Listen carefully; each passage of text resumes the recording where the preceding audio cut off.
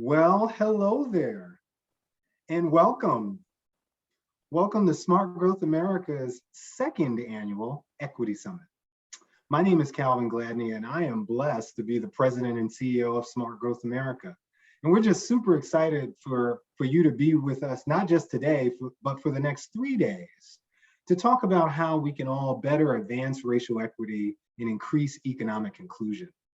We've sort of structured the summit around our 3 key pieces of smart growth work. So that is land use and real estate development, transportation and infrastructure, and economic development. And we focus those because 1, we have teams that are structured that way, but 2, because we really see those as tools to get things done. And each of the days actually leverage one of those topics. And I'm just going to give you a quick overview. Today, on our first day, not only we're going to have a great keynote speaker, but we're going to focus the panels on leading practices in advancing racial equity through land use strategy and climate adaptation. Today's content was organized by a great land use and development team. Shout out to the team.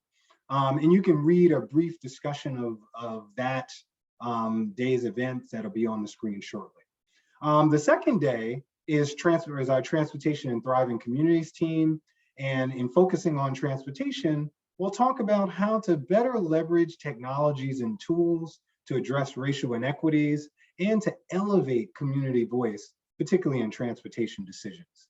And then finally, on our third day centered around economic development, we're going to hear discussions about how to ensure that growth and development benefits actually inure to the benefit of existing residents and existing small business owners in those communities, as well as that the work that we do actually leads to economic mobility, more healthiness, wealth building, and shared prosperity for everyone in the communities in which we work. The last piece of that is also avoiding past mistakes. And I wanted to frame up a couple of things about the summit, bridging from that concept of making sure we avoid past mistakes. We're going to do a lot of talking. There's going to be a lot of talking amongst you in the chat, and there's going to be a lot of conversation all in over the next couple of days. But we're not just going to talk about it, we're going to be about it. And so the concept of this summit is not just to continue to build that intellectual infrastructure about racial equity and economic inclusion, but also to understand what are the things that we need to go do. And so when we talk about avoiding past mistakes, one thing I think we've all started to see is a recognition that we all have to acknowledge and name the history in places in order to truly create actionable solutions that get to racial equity, that get to economic inclusion, and that even get to environmental justice. And so whether it's the color of law and bad and racist land use decisions and zoning rules having bad effects for Black and brown communities, whether it's the cost of highways being run through communities or economic development decisions that inure to the detriment of Black and brown small businesses, we know that the history is important. And if we want to create solutions to implement and get to racial equity, we actually have to think about the history, acknowledge that history, and actually use that history when we think about solutions.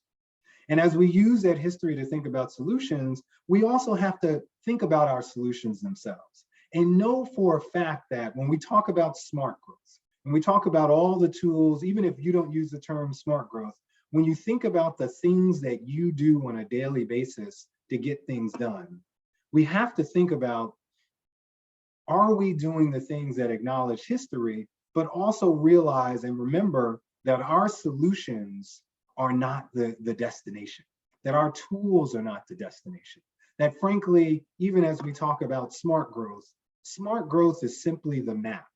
It's not the destination. The destination is the type of places that we all want. The vibrant, authentic, mixed use, places with that energy that people can live and prosper in and feel included in. And that there's equal opportunity for both existing residents and the folks who come to join in the prosperity that comes when you revitalize the communities. So we have to just remember that the map, it's not just the work that we're doing, but remember what the real destination is. It's not our work, it's the solutions that help communities. And then finally, we have to realize that we have to meet the moment. And in this moment, we have to say to ourselves, look, if not now, when is it? If not us, if we are not the ones who are going to focus on advancing racial equity and improving economic inclusion and thinking about environmental justice, who will it be? And so as we talk about concepts over the next 3 days, but we also focus on implementation and what we're going to do, let's not just think about that other guy, that other gal, or that other person. Let's think about us and what we can do and how we can do it and how we can understand the history, know that our tools are not the destination, but know that we all have a role, regardless of where we sit. I am happy to know that our keynote speaker is here, but I want to briefly thank our sponsors before we move on, and I'll hand things back to Rayla. First, I want to thank our event sponsor, Citi. Citi being our event sponsor is really aligned with the focus of our event, particularly through Citi's Action for Racial Equity, which represents an unprecedented effort to leverage Citi's core business capabilities and Citi Foundation philanthropy to help address racial equity and justice in the US. Next, I wanted to thank our two presenting sponsors, Citi Health and NeighborWorks America. Citi Health is an initiative of the De Beaumont Foundation and Kaiser Permanente and is a proud supporter of our event. NeighborWorks has been working on these issues for 40 years or so, and is also a proud presenting sponsor of our event as well. Having a little technical difficulty here. Hold on for just a second. There we go. And NeighborWorks, Citi Health works on reducing and removing systemic barriers to health, and you can find out more about Citi Health at citihealth.org. Talking a little bit about NeighborWorks providing support as a presenting sponsor for this event as well, and for more than 40 years, they strive to make every community a place of opportunity. And they provide professional development and training to housing and community development organizations around the country. Finally, I wanted to give a special shout out to our closed captioning sponsor. And you can see, hopefully everyone can see our ASL interpreter on the screen as well. Hello, Selena. AARP has a very important initiative called Livable Communities. And you can visit and learn more about AARP's Livable Communities Hub at aarp.org/livable and sign up for the newsletter, or by texting Livable, that's LIVABLE, to 50757. So before we go any farther in the program, I wanted to turn things briefly over to our Director of Thriving Communities, Rayla Bellis, who's going to do a couple of brief housekeeping announcements, but even more importantly, some polls that we want to answer that are going to be a lot of fun. Rayla?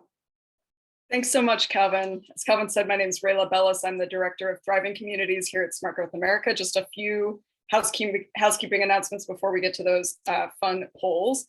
First, if you happen to be watching this program by streaming it in the lobby, we would invite you to come into the session and join us here. That will allow you to submit questions to our speakers and panelists in the session itself. That will also allow you to chat with other participants and see our announcements in the chat. So please come on in, and you can do that by clicking on the Day 1 Land Use and Development session that is in progress in the lobby.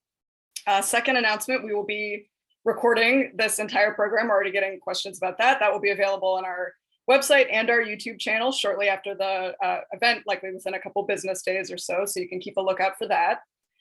We are striving to make this event as accessible as possible. So as Calvin said, you see our American Sign Language interpreter, Selena. She'll be trading off with another interpreter throughout the day. Very grateful to have them here. In addition to that, you can access closed captioning through Zoom. You would do that by going to the controls at the bottom of your Zoom window and clicking on captioning, and you can view that either as subtitles in the program itself, or you can pull it into a separate window. You can turn that on and off as you wish. Finally, folks viewing this event live right now are eligible for American Planning Association certification maintenance credits. So if you want to access your AICP credits, you would go to the APA's website, which is planning.org. You would log into your account. You would search for the name of today's event, which is Smart Growth America's Equity Summit, and you'll see it there. You can also take the direct link that we've provided in the chat to access those credits. So as today's agenda unfolds, we really want to hear from you. We would encourage you to share your thoughts on social media. You can tag us at Smart Growth USA. You can use the hashtag Smart Growth Equity. We want to hear all of your thoughts and reactions, see what's resonating with you as you hear our speakers throughout today. I mentioned the question in the chat briefly a moment ago. So we will be using the question function within Zoom to receive questions for our speakers and panelists for our Q&A throughout the day. So please submit any questions for any of our speakers and panelists through that question box in your Zoom dashboard. You can also submit questions for our staff about the event or any technical issues you're having in that question box. If you're having technical issues, we would also encourage you to email the address summit@smartgrowthamerica.org, which you should have seen when you registered. It's also on our website. We have staff monitoring that email address and can help you if you're having issues. You can use the chat to chat with other participants, and we will be broadcasting through the chat throughout the day some specific announcements. You can already see my colleague Jared doing that in the chat. Please do not use the chat to submit questions. We will not be monitoring that as closely for questions, so we won't necessarily see your questions there. Please use the question box to submit your questions. And finally, if you want more information about this event, you can always go to our website, smartgrowthamerica.org/equity-summit. You can see our speaker lineup, you can see the agenda, you can see other information about the AICP credits. Everything is there, go check it out. So with that, let's get to the fun polls.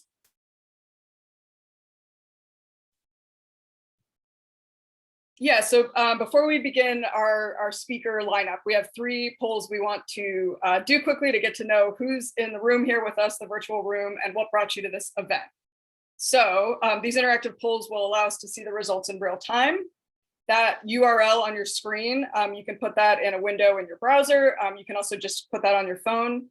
We will have that URL, same URL the whole time for this entire program for our polls. So you can just keep that window open. You'll see the polls pop up there as you keep it open.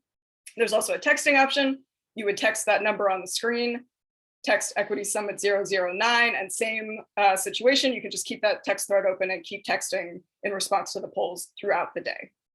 So first, tell us where you live. So we want to know where you live right now. To answer this poll, you should see this either at the URL there. This is the only poll where you can't do the texting option. You have to use this URL.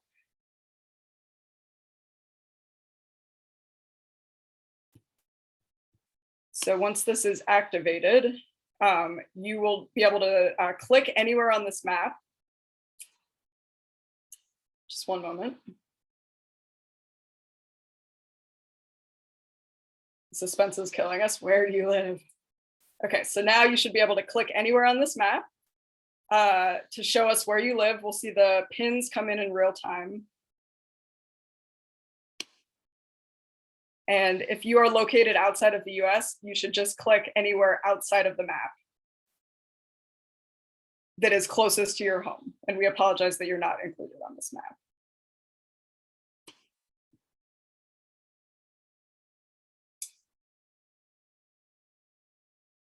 I think we may be having a technical issue. One moment, folks.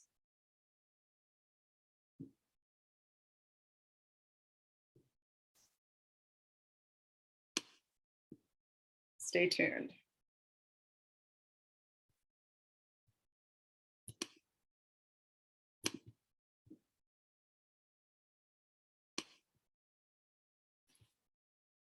Love seeing these locations come in the chat in the meantime, though.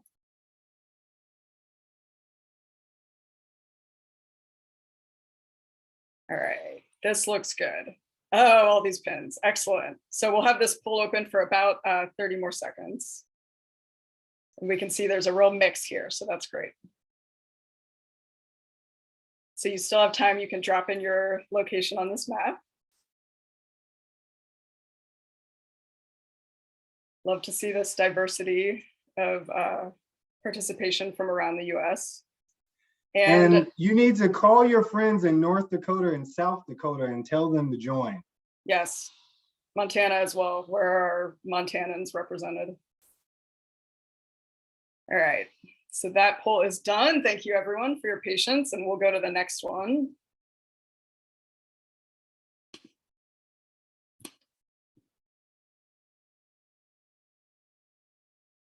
So I can start to tee this up while we're getting it up. We also want to hear how you would rank your expertise in or comfort level with advancing racial equity through your work. So do you see yourself as sort of a beginner, not a lot of comfort, not a lot of experience addressing racial equity directly through your work? Do you see yourself as relatively experienced? Do you feel like you could be a keynote speaker at an event like this? That's what we want to know. And in a moment, we will have you rank your response on a scale of 1 to 5, 1 being relative discomfort, no real experience, no real expertise, 5 being you could be a keynote at this event.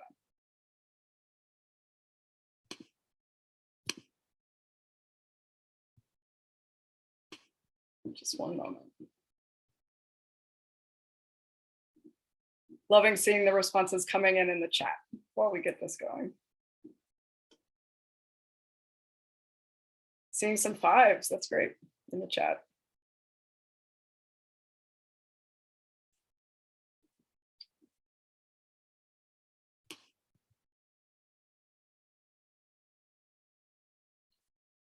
Thank you for all these responses.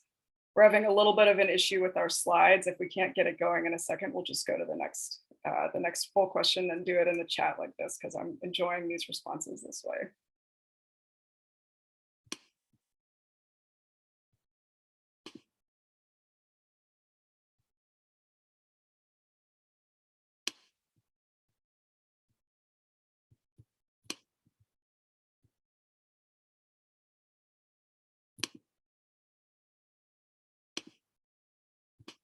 So let's go ahead. I'm going to ask our third poll question, and I'm going to drop it in the chat.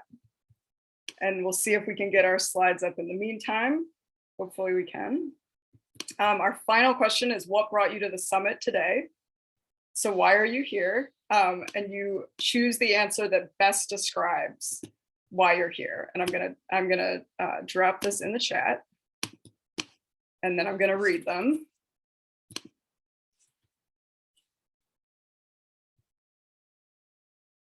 And my numbers disappeared. Oh, lovely. Okay, great. Folks are responding. Yes. So these options are hearing interesting people, having thoughtful discussions about equity and smart growth. You follow the work of one of your speakers, and that's what brought you here. You want to learn how to change your own professional or personal practices. You want to engage with challenging ideas that you don't yet fully understand. Or this looked interesting, but you don't really know what the deal is, so you're just here to see what's up. We have just a couple more seconds here. So pretty clear majority in this case. That's very interesting. Thanks for folks who continued to respond in the chat, and apologies for that technical issue. We'll have more polls later today focused on our sessions later. So with that, I'm actually going to turn things back to Calvin Gladney to just go ahead and introduce Smart Growth America's board chair.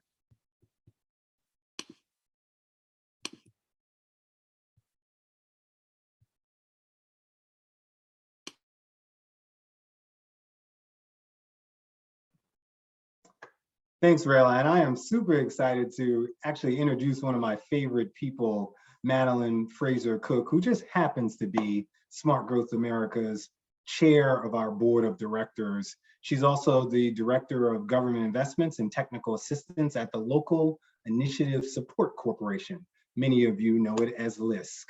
Madeline? Thanks, Calvin. Good morning, everyone. Buenos dias. I'm so happy to be here. Welcome again, everyone, to Smart Growth America's second annual Equity Summit. As Calvin said, my name is Madeline Fraser-Cook, and I'm the Director of Government Investments and Technical Assistance at LISC. But I'm also honored to serve as the chair of Smart Growth America's Board of Directors.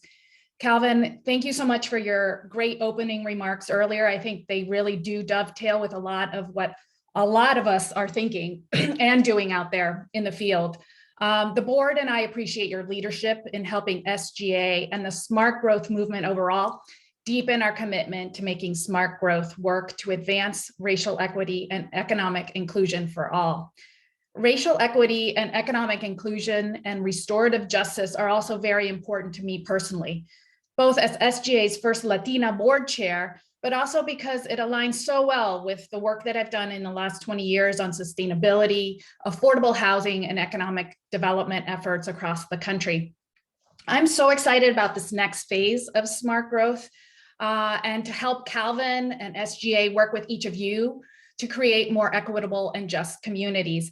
I mentioned this last year, but I think that it's worth reiterating that one of the best ways to be more inclusive in conversations around land use, economic development, and smart growth is to be creative about finding new avenues for people to join the conversation, to really have their opinions, their thinking, their ideas be heard. That's why I'm so excited about our next speaker, Majora Carter, who will give the summit's keynote address.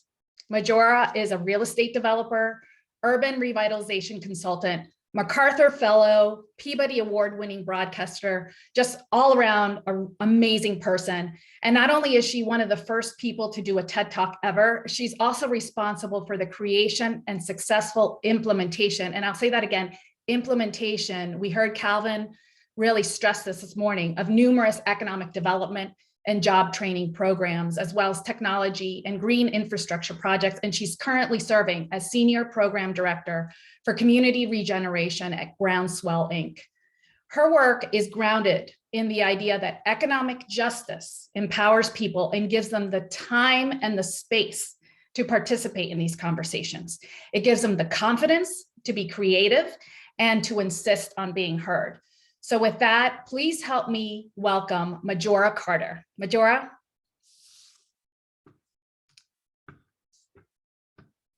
We are starting with a video. Thanks.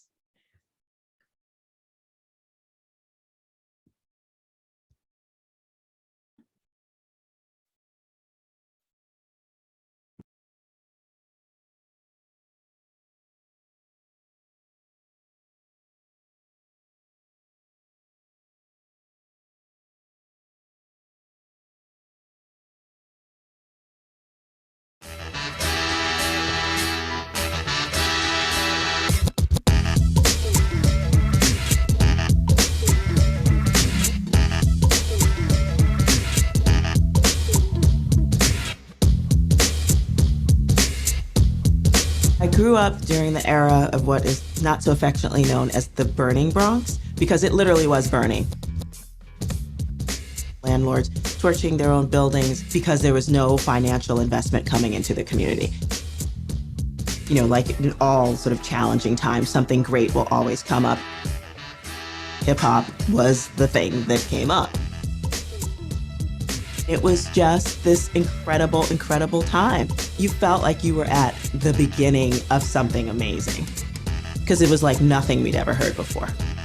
This cafe is literally an homage, you know, to, it's in particular the early days of hip hop and what it was able to foster in terms of all of us understanding just how creative and talented and wonderful, you know, we are as a community, that we've got great things to offer. And whether or not, you know, literally when things were burning around us, like we knew that there was something that we had to offer and give.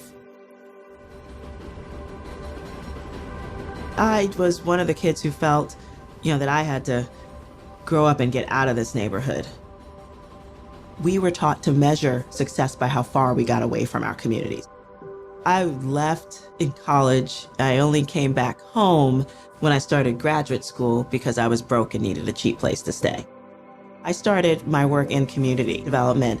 I was just like, oh my God, like the environmental burdens happening here, because, of the economic crisis that we experience, and thus has an impact on the social issues that we're dealing with as well. And I was like, I could pretend I don't see it, or I can do something about it since I'm here. And I decided to do something about it since I was here. It was all about creating the kind of community development strategy that proved that we didn't have to move out of our neighborhood to live in a better one. Whether it's cafes and, restaurants, cool parks, nice places to live, why can't we build that in our own community? We opened up this cafe because so many folks were saying, it's like, we want is like a cool place to hang out in that, speaks to us. And so we were like, okay. And so that's what we did.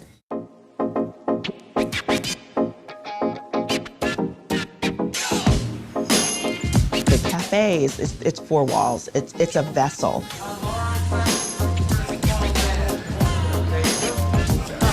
The environment was literally going to be made by the people that populated it. And that's exactly what we got. The Boogie Down Grind is like covered with hip hop memorabilia, some of the seminal, early hip hop albums of the time. And then there's also artifacts, from the early days of hip hop and like what was around in the community. So that's in the signage. So you don't have to have a community center in order to be a space where community grows and thrives and sees itself represented.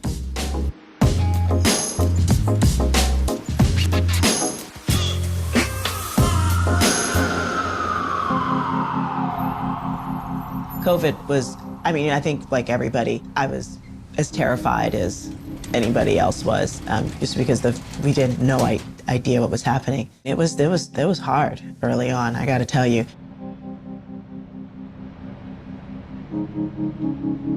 I remember that last day, March, I think 22nd, of 2020. We didn't know when we were coming back. It was just like, we might be back, we might not, and we didn't know.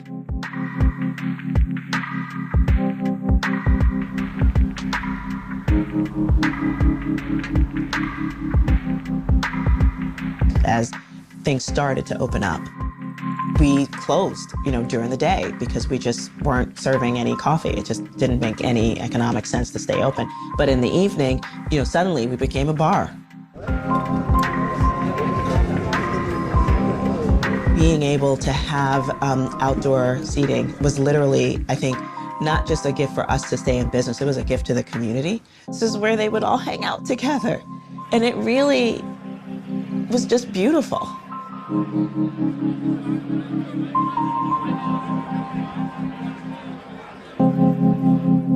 There was another surge, and then transmission rates started going up again. And we just decided to go on pause, for the winter. We weren't sure what the future of anything was going to be.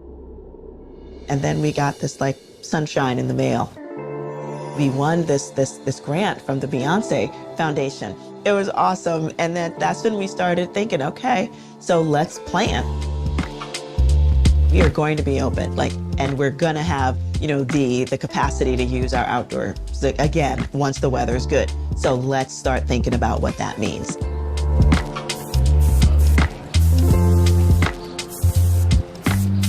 Set ourselves up for our community to know that we were, a place to showcase their talents and themselves.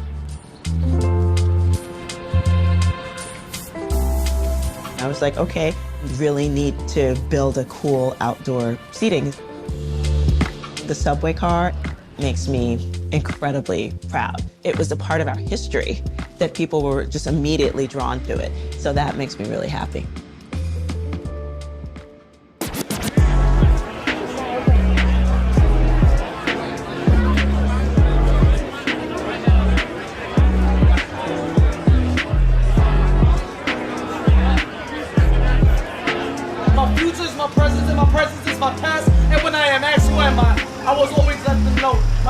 So I'm your host for tonight, y'all. We got a whole stream of incredible artists. First on the mic, let's give it up for Wiz Wade. I mean, just like mind blown kind of talent. This was the first time these artists had performed in well over a year. So that was like emotional for them. I'm impressed but not surprised at all the beautiful talent that finds the boogie down grind. If you're representing the Bronx, let me hear you say yeah. I don't think I was prepared for how much people appreciated it. People who even lived in the buildings would be like, you know what? You did go a little late, and it was a little loud. However, I haven't heard that much joy coming from the street in, I don't know, in decades. They were just happy that good things were happening in their neighborhood during such a hard time. Let's give it up for the boogie down grind. For surviving the pandemic. Let's give it up for the boogie down grind for surviving the pandemic. I can't tell you how many times I hear, it's like, never occurred to me that I'd see something this good in my neighborhood. And I was one of those kids who felt that way back in the day. So I understand what that means. See you on the ride the way, so okay. Living in the Bronx, the Harlem and BK. Southside streets, the 4 blocks away. Sitting there sleeping, going to the road. I describe the Bronx, primarily as my home. And we're always creating it.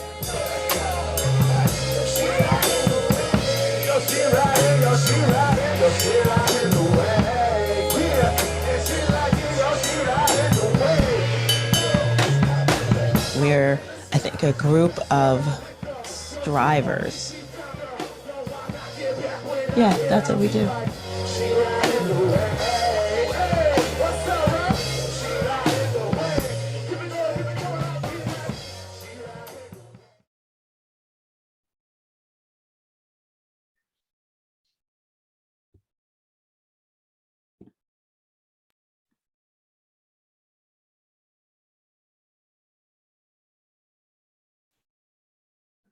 I'm sharing.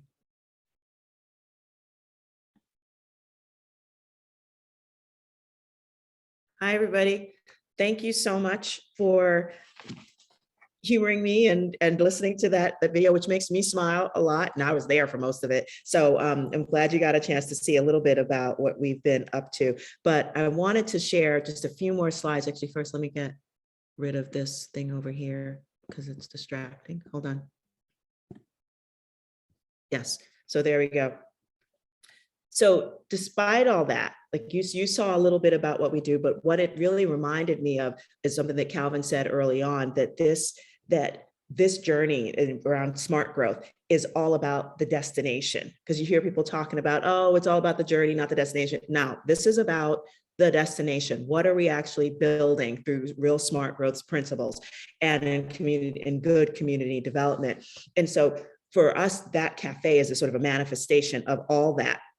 But what was interesting is that the reason why the cafe exists is because we did an enormous amount of market research, trying to understand like why people in our communities were leaving the neighborhood or why they wished they could leave. And so we found out things like, what they wanted were, they were leaving the places leaving the neighborhood to go to places like the cafe that existed elsewhere. But it was interesting when we got to ask like younger kids, kids in high school, so what do you think the neighborhood needs now?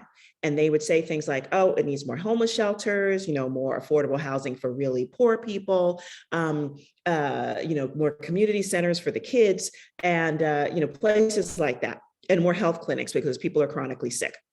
And so, but when we ask them, and what's important to know is that more kids are graduating high school and going on to college from the South Bronx than they ever have in like more than 30 years.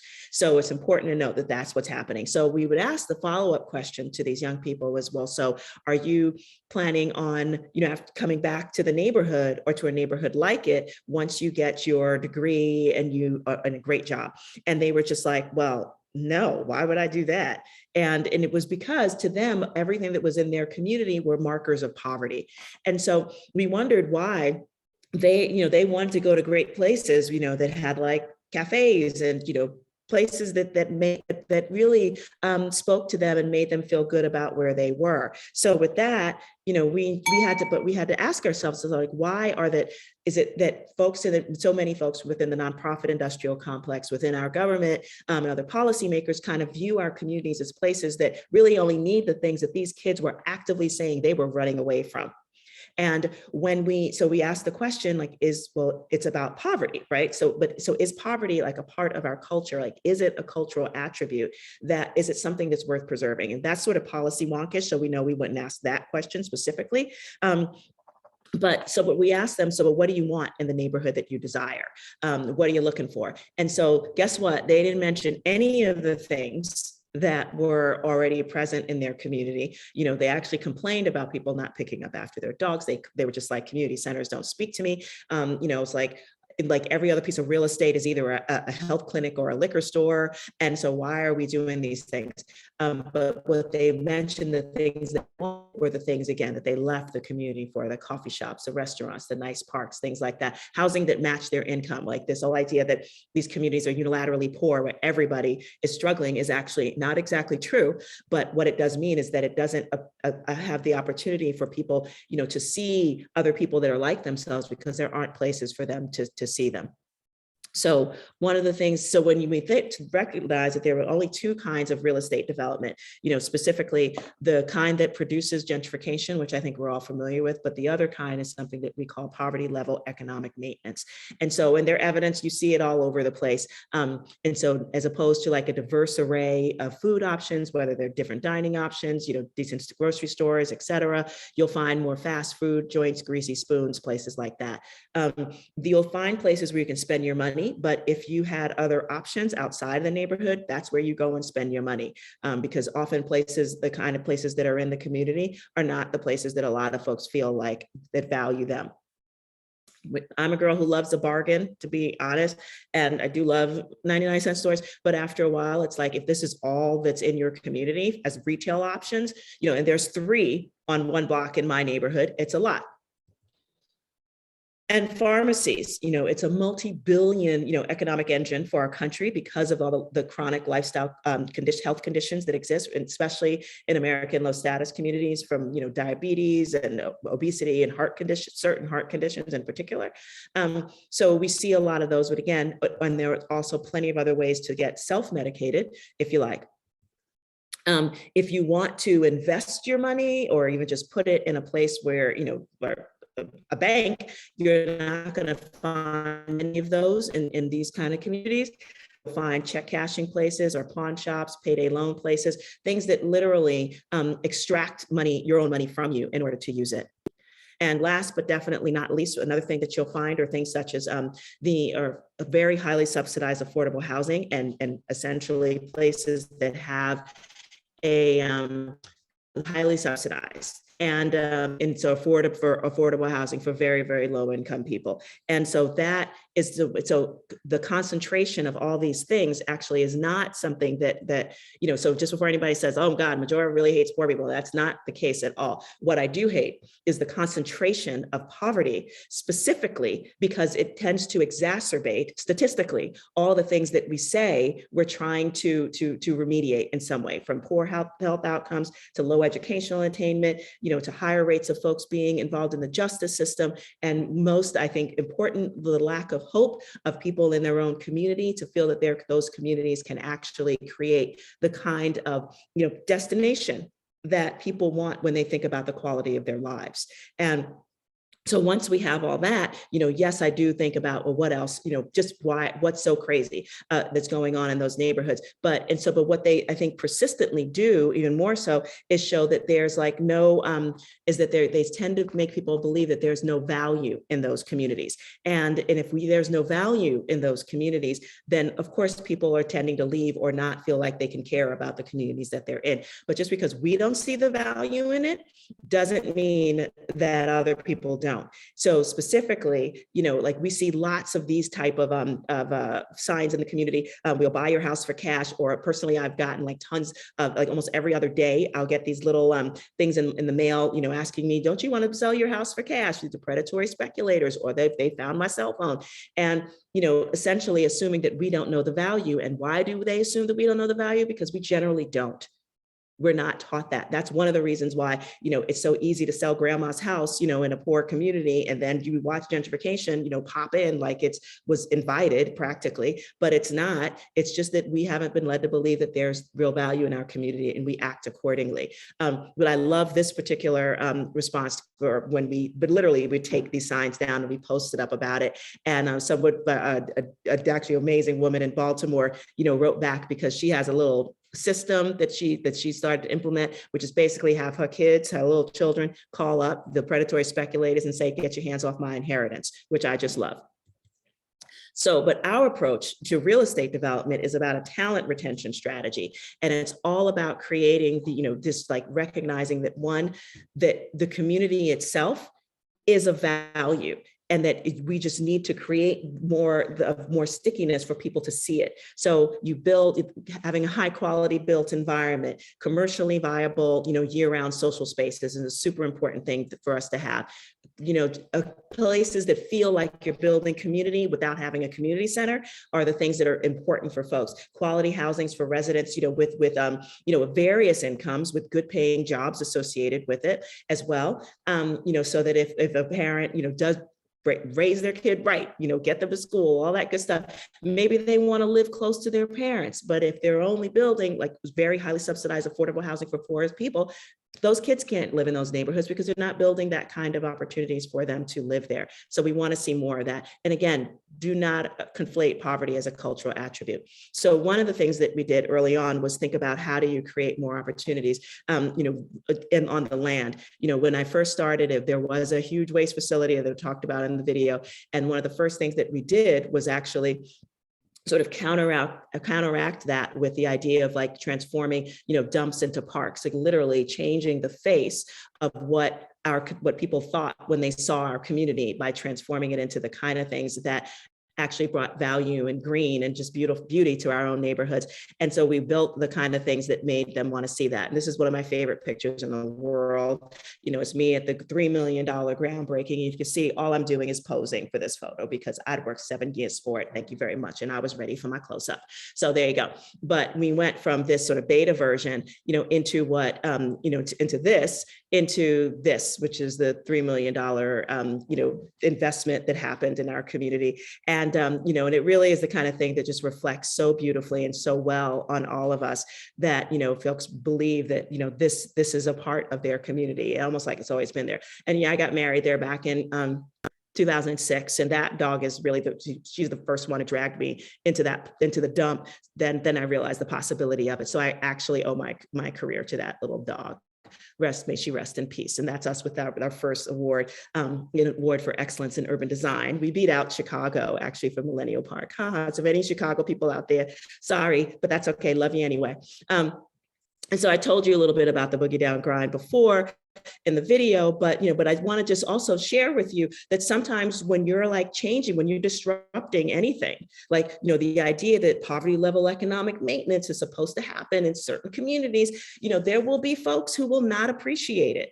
And, and I got it coming and going, from believe it or not, like some policymakers, but even from some folks within the local community who felt like I was just the big gentrifying force there.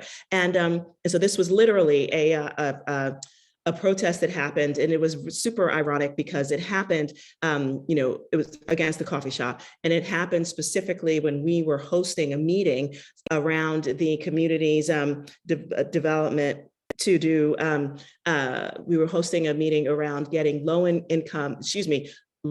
interest loans and 0% interest loans in the hands of low income homeowners and small business owners. So the irony of it was just insane, but that's okay. But this is one of the first investors, in our company, is in the coffee shop as well, local from the community as well. And we're doing more of that. This is an old rail station that we're transforming into a an event hall. And so we had, these were the first thing we did when we acquired it, was just like fix it up a little bit just from the outside, because it had been like tagged up, and those were the kids who did the event. But this is what it looks like, you know, when it was first built back in 1910. And then we ended up, you know, demolishing the interior, and we literally just did this really cool event just to sort of showcase what could happen there, you know, just a couple of weeks ago at this point, you know, and we opened it up, you know, just to give people a sort of a sneak peek, you know, during the day. It was a pop-up shop, which was super cool. And then Malik Yoba, the actor who was in New York Undercover, who's from the Bronx, by the way,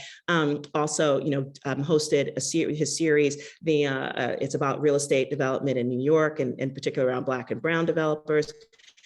And it was just a super cool thing. And after that, we got turned up, and it was all about, you know, both a hip hop and a rock show that happened. And so the idea here is that, you know, we're going through the process of getting this thing financed. And one of the most important things that we're doing is actually opening up a crowdfunding real estate investment opportunity for people in the local community. So thanks to the SEC and new opportunities for small investors to invest in real estate projects, we're going to be working on that as well.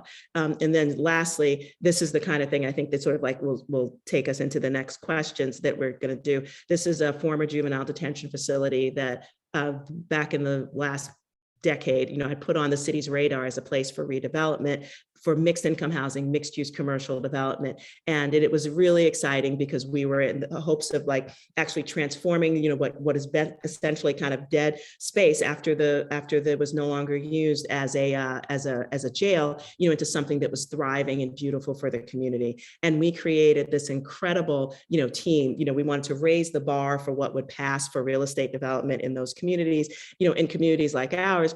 And we built this mixed team. I mean, we had more women and minority-owned equity developers within our team, and we put together a proposal that had 1,200 units of mixed income housing, including 100 units of low-income home ownership, more than 200,000 square feet of space that would have been used for things for light manufacturing, would have ended up producing more than, say, I think more than 800 jobs associated with it. And it was so beautiful that, but almost too beautiful, and certainly more radical than anything New York City had ever seen. And so they went their usual route, which was to literally say, you know, we're going to go with a team that had, you know, 2 white male development leads.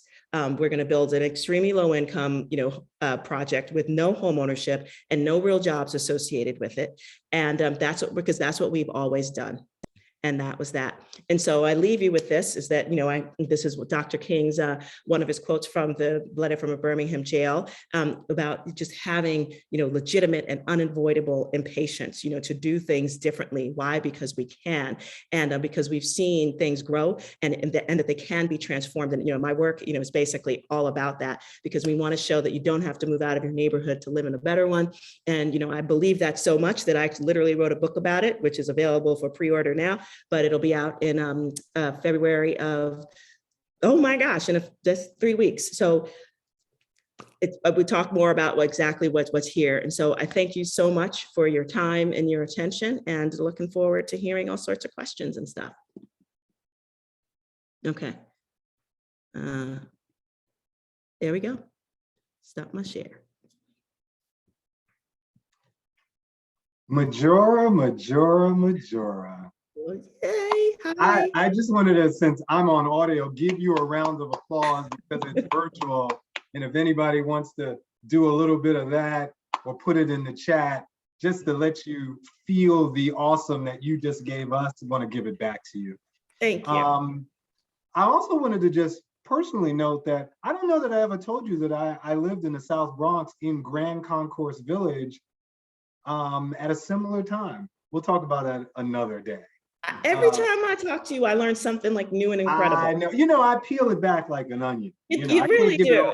Can't give it all at once. You said so much, and it's just so many. I was just taking notes. You know, I was fanboying in the audience, writing notes. But a couple of phrases really jumped out at me, and I wanted to sort of use them as a bridge, both to a comment and a question. And then there's a couple of great audience questions that I want to get to as well. One of the things that you talked about was talent retention. And I think that's a concept and a set of words you don't hear often in our space. That's one of the reasons why we wanted you to come and talk to us. You talked about beauty. It's another word that you often hear lots of words that are being used that talk about the negative, the things that aren't there. And you're talking about the things that are beauty. And in particular, you use the phrase that I just want to use over and over and over, which is community has a value. And it made me think of the concept of words matter, because, you know, we might call ourselves, as an example, urban revitalization experts. But just because we're focusing on revitalizing a community, it doesn't mean that the community doesn't currently have things that are vital. Right. And I think Absolutely. I think a lot of us as we work in the spaces really need to think and take a step back about our words, and whether when we're communicating with community members and stakeholders, and even in our market analyses and our implementation plans and the documents we draft, are we using words that reflect that a community has a value, and that there is beauty already there, and that there is talent there to retain? And so I really appreciate you using those words. And it's the backdrop to a question that I have for you. Because I feel like when I heard the concept of your book, and as you just described it, it kind of flips on its head the concept of what, and there were a couple of audience questions that relate to this, the concept of what we should do about displacement and gentrification. And if I'm not mistaken, what you seem to be saying is, hey, we spend a lot of time talking about preventing displacement by having more low-income, affordable rental housing. And we're sort of playing defense against getting kicked out of our communities. But what I hear you saying, which to me is a different perspective, is that instead of playing defense against displacement, we need to play offense, retain talent, appreciate the current beauty, and actually do things and create community spaces that actually the community can love. So I just wanted you to talk a little bit more about both, one, that focus on offense, but two, how do you see the tools of talent retention and community having a value being different than fighting against displacement? Yeah, you know, I get that question at the so how is this going to stop gentrification? And you know, and I'm like, I'm not saying, you know, we can stop gentrification through talent retention, but I know we can't stop gentrification without talent retention. If we are not actively understanding that there are amazing things in our community, that we will always treat it as a deficit, the entirety of it, until somebody else comes in and goes, oh, I see something there that I want. And then we're economically disempowered, and I think, and honestly, spiritually and emotionally disconnected from that space. And then it's over. So, and then we're like, oh my God, there's a wealth gap.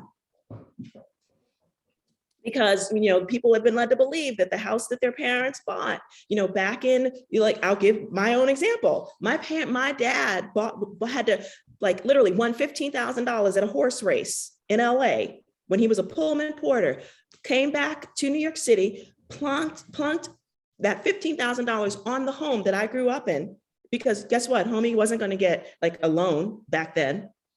Right? He was a big old black man, but the chances of it were not going to happen. And somebody bought it, and it gave stability to me and my family for a long time. And but when both my parents passed, I'm the youngest of 10. None of my siblings wanted to keep that house. They were just like, it's good on you, baby, that you do this community stuff, but you know, we're moving down south, or we're going here, we're going there, whatever. And it was just like, that's what we do. Yeah, man. Believe me, now that house is worth 3 times what it was sold to, a predatory speculator, mind you. Wow. There is the chat, the Q&A box is on fire right now.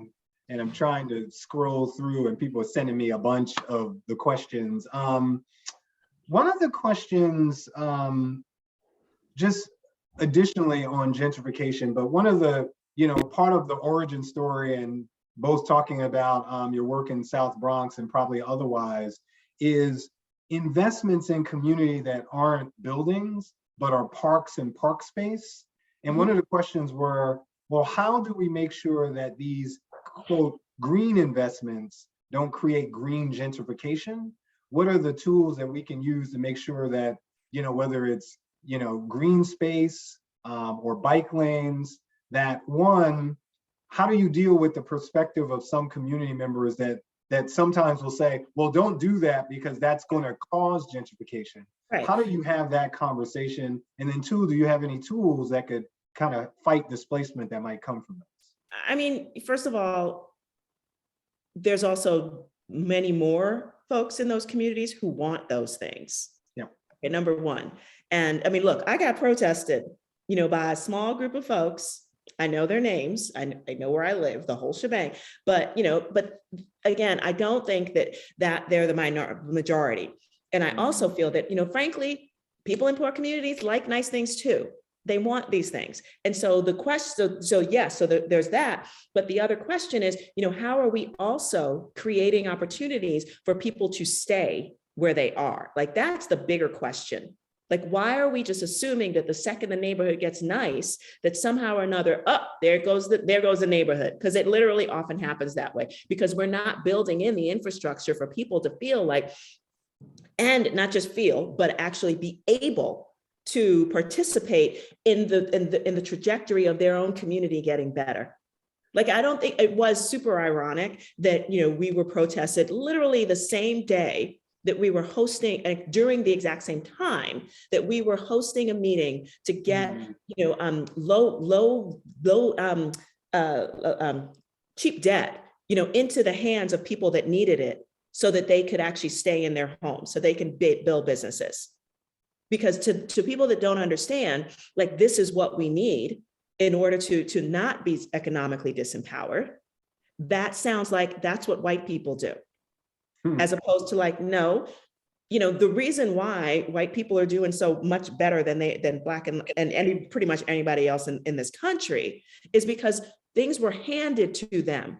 Whether it was the Homesteaders Act, whether it was like literally giving people land, they have an advantage that has to do with ownership, that has to do with financial opportunities that allow you to grow. So people of color don't need anything different. We need the same opportunities that will also allow us to recreate our communities in ways that actually feed us, in ways that allow us to be stable, period. And I challenge anybody who tells me otherwise. Part of this story about your dad makes me think about ownership. And there's actually a couple of great questions from Q&A. I'll just sort of crystallize them. But what do you think are the right tools that we can use today and going forward to create community ownership of those assets that do have beauty and do have value already? Oh yeah, okay. So I'm like, honestly, the SEC just did so many of us a huge favor. It allows, small investors to invest in real estate development projects, so even just, but if you get the same rate of return, that a much larger investor would get, but what it really gives you is an opportunity to actually see how these deals happen. That's literally what it gives you. And I think, so that's awesome, because you get to see the performers, you get to see everything. And we're going through this process right now, with the rail station, which is, Bronxlandia, which is going to be the event hall. And I'm super excited about the opportunity to share that with our communities so that they could invest in their own community. Another thing I think is also small business development, and the fact that there could be, and I think, on a certain level, from what I understand, just, and this is like totally anecdotal, don't quote me on the research, but I do think that it's what from the time and also various opportunities, in particular for people of color, to actually access like quick, cheap capital to allow them to actually start businesses has been really helpful for a bunch of folks. And if we could actually formalize that more, and if whether both the philanthropic and as well as, policy, levers can be, turned so that this is actually becomes that same kind of advantage that, white folks had, early on, in the history of this country that continued, literally up until today, then I think what we have is something that could really change the trajectory of our own communities. So it really is it's about access to capital. It's about definitely education, so that folks don't feel like, that there's just things that are outside of the realm of possibility for us because we've been led by white supremacist thinking that those are things for other folks and not us. Well, two questions, and then we'll land this plane. And then I'll make a sort of comment that we are going to figure out how to, the Q&A is on fire right now. So we might have to do a special YouTube video, just you and I, Majora, doing more Q&A. We might send some things out. We're going to do something. I'd love telling that. the audience that as we sit here with, more than 500 of our closest friends. So cool. One specific thing, a number of people want you to say a little bit more about the SEC decision, what that was, because just more detail about what that actually is and how it works. So, honey, I know just enough to be dangerous, but I know it's true. So you need to research it yourself. But basically, up until I think it's only been in like the past year or so. Yep. Whereas before that, you had to have, and don't quote me on the numbers, but you had to have a certain net worth. Yes, a certain net worth and a certain income. And it was like in the millions, like your net worth, and then also, and then you're a pretty high income. And then it was mostly, it came out as a result of the, after the crash of 29, and it was just like people like lost their shirts. Literally. And it was just like, start of the Great Depression. So people were still like jonesing on that and feeling like, oh, we can't make that happen. That's terrible. So but over the changes was just like, no, if you want to do smaller amounts, you can just do smaller amounts. And that literally like opened up an enormous, flood of real estate, opportunities that are out there. And so there are groups like Small Change, Mainvest is actually like more for small businesses, both of them that we're actually using, but there's a ton out there. So honestly, if you just Google crowdfunding investment, there's this really cool one, I'm blanking on the name, that started, I think it's called Greenwood, after the Tulsa race riots. And just like creating a whole new one. There's like so many that are out there that are super, super cool. And they're all about like actually giving people an opportunity to invest into these projects. Awesome. Well, thanks for that. And I'm going to ask you one last question because I'm so excited. And you said a couple of times the phrase, and we're going to talk like it's just you and I. There's not 500 people listening. It's not on Twitter right now. We're going to do that. You said white folks. Yeah. And I just wanted to ask you, if you were talking to folks who may not be a person of color, they may not come from a Black and brown community or lived in a Black and brown community, but they want to do this work, they want to show up. They also know that they may not have the lived experience and are really worried about properly navigating talking about these challenging issues, but they know, like, look, I'm not Black, I'm not brown, I've not been in your shoes. What advice would you give them to navigate these issues of racial equity? And can you do that in 90 seconds or less? I'm gonna try. So, I feel that people have to kind of let go of the guilt associated with like not knowing what to say. I'll give you an example. So I actually sat in on like a racial equity workshop, and it was very interracial, Black, all sorts of folks were in it. And so one of the questions that was asked of different ethnic groups was, what do you like about being in your ethnic group? And all the white people were, you could just see like, they were flipped out to like say anything. And just that it was great to be white. And it sort of made me think back on my husband when I actually asked him the same, my husband's white, and asked him, and he was just like, you know what, it's great to be white. I don't have to think at all about any of the things that Black folks in particular have to think about, like just like my safety or anything like that. But placing yourself, but what he does with that is just like, I have a certain advantage that I can use. And he's like my partner in everything that I do. So, and he also knows that as a white man, he can literally be in rooms and be in places where I will not be taken seriously.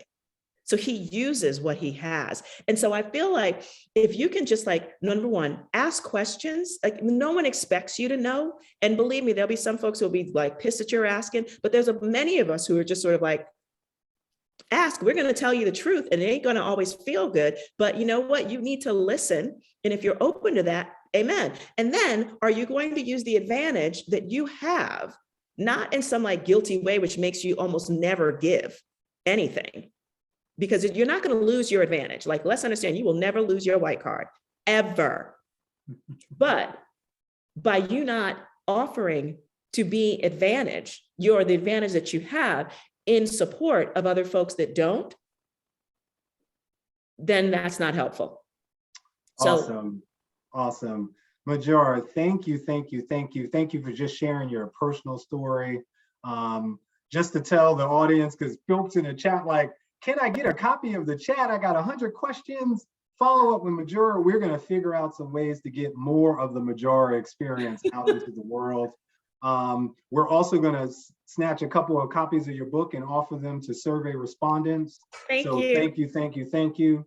What we want to do now is, at the point of this program, we're going to do a brief 10-minute break.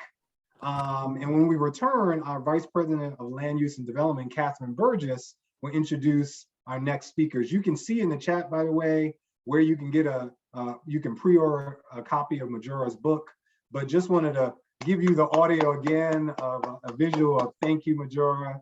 Appreciate you, appreciate everything you're doing. You should look at the chat because people are thanking you as well. And you take good care, and we'll be in touch. Thank you, guys. Take good care.